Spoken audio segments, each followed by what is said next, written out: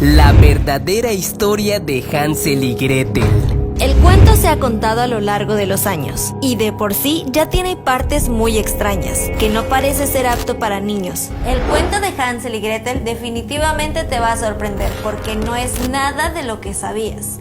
No hay bruja, no hay madrastra y lo que menos te esperas es lo que sucedió. Todavía hay una oscura verdad. Mi nombre es Ani Martínez. Junto a un bosque muy grande, vivía un pobre leñador con su mujer y 2 hijos. El niño se llamaba Hansel y la niña Gretel. Apenas tenían que comer y en una época de carestía que sufrió el país, llegó un momento en que el hombre ni siquiera podía ganarse el pan de cada día. Por lo que en una ocasión, su esposa y madrastra de los niños le propone llevarlos a lo más profundo del bosque y dejarlos ahí, pues ya no podían darles de comer. El hombre se negó rotundamente, sin embargo, al final terminó accediendo. Pero no contaban con que Hansel los había escuchado, así que al día siguiente, cuando los llevaron al bosque, el niño ya había hecho un caminito de piedritas para poder regresar a casa. La madrastra, sin darse por vencida, volvió a convencer al padre y los volvió a llevar a lo más profundo del bosque. Hansel los volvió a escuchar, pero esta vez no logró agarrar piedritas. Por ello tuvo que hacer un caminito de migas de pan. Lo malo fue que al querer regresar, los pájaros ya se lo habían comido. No lograron salir de ahí y empezaron a andar por el bosque, hasta que encontraron una casa construida con dulces. Tenían mucha hambre, así que empezaron a comer los muros y ventanas de la casita. Pero de repente, la bruja los encontró.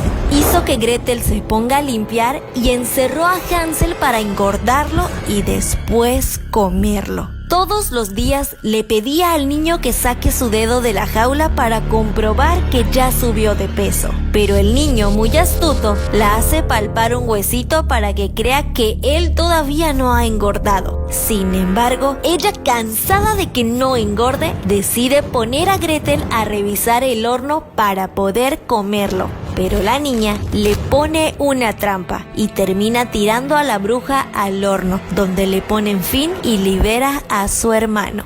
Luego agarraron joyas y tesoros y emprendieron un viaje para lograr llegar de nuevo a su casa. Y cuando lo hacen, su papá feliz los recibe y les da la noticia que la madrastra ya no existe.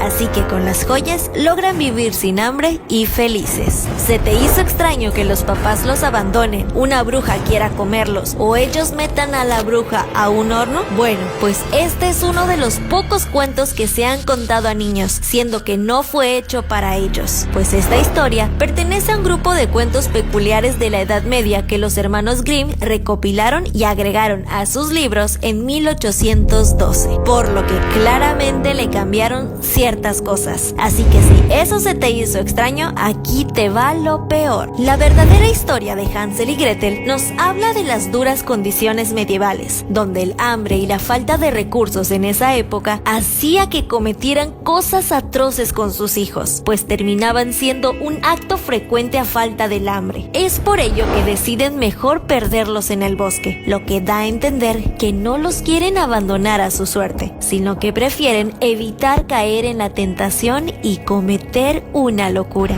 Sin embargo, hay otra cosa. Quizá para suavizar un poco la historia, existe una madrastra, pero no es más que la misma madre, que parece estar vinculada con la bruja de algún modo, pues si nos damos cuenta, se van de este mundo al mismo tiempo y relativamente querían que sean parte de su cena, nada más que la bruja de una forma más directa. Terrorífico, ¿no? Por ello se considera como un disfraz, porque se cuenta que al mandarlos al bosque inicia su madurez, pues al estar solos dejan de ser niños y ellos se libran de la responsabilidad como padres, por lo que sería menos difícil poderlos comer en condiciones de extrema necesidad, pero la culpa aún está ahí. Por ello, la propia madre estaría ocultando su identidad en forma de bruja y así no sentirse tan culpable. ¿Qué clase de madre haría eso? ¡Qué